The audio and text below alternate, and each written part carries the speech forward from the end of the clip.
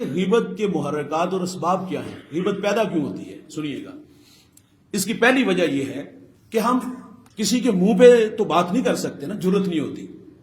وہ میاں صاحب لوکی منو منہ تھے خول چھڑا کے مل دے، اچھا بننے کی بڑی اچھی ادائیں ہوتی ہیں، اور ہم سمجھتے کہ یار اس جیسا مخلص دوست ہی کوئی نہیں، بھائی کوئی نہیں، رشتہ دار ہی کوئی نہیں.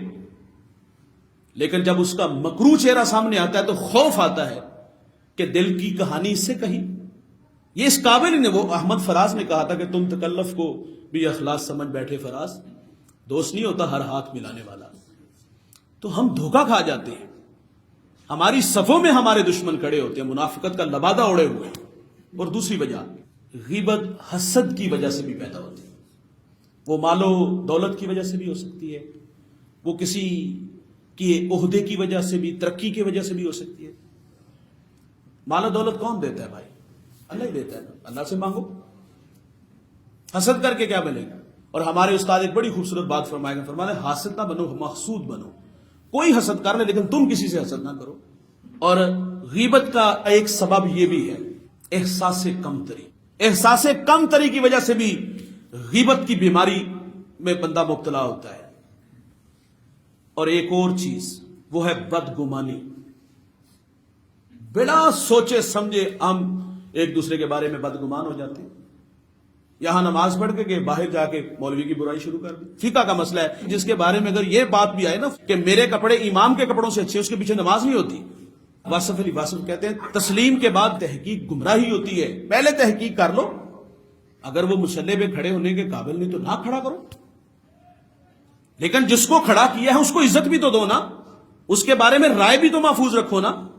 اور یہ بدگمانیاں ہمارے گھروں میں بھی ہیں. بیٹا کام سے واپس آیا، سارا دن فون تے لگی سی. بیٹے کو نہیں سمجھ چل رہی کہ سارا دن یہ گھر کے کام کاج، صفائی ستھرائی، کپڑے دھونے، کھانا بنانا یہ کس نے کیا ہے؟ ہم بیٹی بنا کے، بہو بنا کے تو نہیں، نوکرانی لاتے ہیں. تو وہ نوکروں والے سارے کام اس نے کیے ہیں یار. اور اس بدگمانی کی وجہ سے ہمارے گھر اجڑے، گھر ویران ہوئے. آج طلاق کی ریشو کیوں زیادہ ہے؟ یہ بدگمانی کی وجہ سے. یار اگر وہ فون پہ بات کر رہی تو بھائی سے کر رہی ہوگی، وہ فون پہ بات کر رہی تو اپنی بہن سے کر رہی ہوگی، وہ فون پہ بات کر دل اداس ہو گئی یار اماں سے بات کر رہی ہوگی. اپنی رائے تو محفوظ رکھو یار. بلا سوچے سمجھے ہم جو ہے وہ بدگمان ہو جاتے ہیں. تو یہ وہ ملحق بیماریاں ہیں جو گھر اجاڑ دیتی ہیں، رشتوں میں دیواریں کھڑی کر دیتی ہیں. اب غیبت سے ہم بچیں گے کس طرح؟ کلام کم کیا کرو، کم گو ہو جاؤ.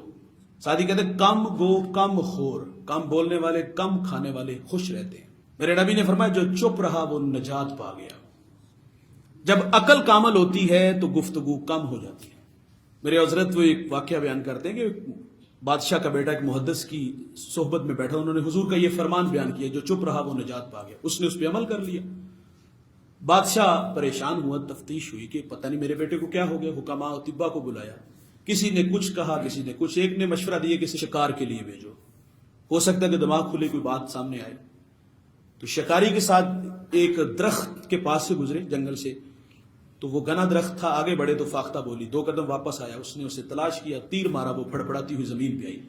تو بادشاہ کا بیٹا بولا صدقت یا رسول اللہ، آقا آپ نے سچ فرمایا. اس نے آ کے رپورٹ دی کہ آج کلام کیا. بادشاہ کو سمجھ چلی یہ مرضی سے نہیں بول رہا. کہا اس کو الٹا لٹکاؤ. جلاد کو کہا کوڑے مارو اسے. جب کوڑا لگتا ہے تو کیا کہتا ہے؟ صدقت یا رسول اللہ، آقا آپ نے سچ فرمایا. فاختہ بولی، فاختہ ماری گئی. میں بولا تو میں مارا گیا. کلام کم کر دو یار. اور دوسرا، کوئی کسی کا راز تمہارے پاس ہے تو پردہ ڈال. فرمایا جو کسی کے عیبوں پہ پردہ ڈالے گا اللہ اس کے عیبوں پہ پردہ ڈالے گا. کسی کی بیٹی کی بات ہو نا تو چسکے لے لے کے لوگ سنا، تو سنتے بھی لوگ اسی طرح، اس کا فلاں کے ساتھ چکر ہے. بیٹیاں سانجی ہوتی ہے یار. ایک فرمایا کہ اولیاء اللہ کی صحبت میں بیٹھا کرو. چنگیاں دے لڑ لگیاں میری چولی پھل پہ، مندیاں دے لڑ لگیاں میرے اگلے بھی ڈول گئے. چنگے بندے دی صحبت یارو جویں دکان اتاراں، سودا پاویں مل نہ لئیے ہلے آن ہزاراں. اور برے بندے دی صحبت یارو جویں دکان لوہاراں، کپڑے پاویں کنج کنج رکھیے چن کا پین ہزاراں. اللہ والوں کے پاس بیٹھو گے یہ دلوں کے زنگ اتریں گے. یہ جو جڑی بوٹیاں نا، حسد، کینہ، غیبت، چغلی کی بیماریاں ہیں، ان لوگوں کے پاس بیٹھنے سے یہ ختم ہو جاتی ہیں.